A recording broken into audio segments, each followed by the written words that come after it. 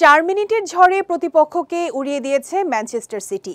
ঘরের মাঠ ইতিহাদে Erling হল্যান্ডের হ্যাটট্রিকে Ipswich টাউনকে 4-1 ব্যবধানে হারিয়েছে সিটি।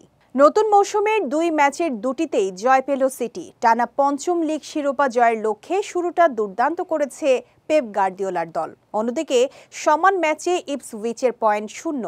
এদিন ইতিহাদে মাত্র 7 মিনিটে গোল করে সিটির দর্শকদের চোখ কপালে তুলেছিল ইপসউইচ।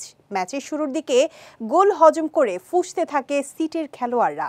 তবে সিটির রাগের বিস্ফোরণ ঘটান হল্যান্ড। 12 মিনিটে গোল করেন এই নরওয়েজিয়ান।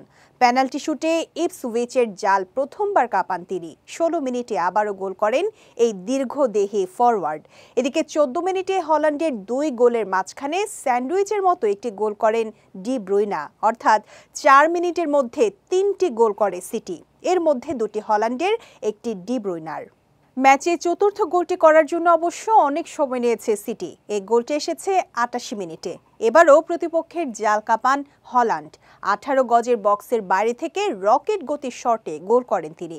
এতে হ্যাটট্রিক পূরণের পাশাপাশি ইপসউইচের কফিনে শেষ পেরেকটি ঠুকে দেন এই সিটি তারকা।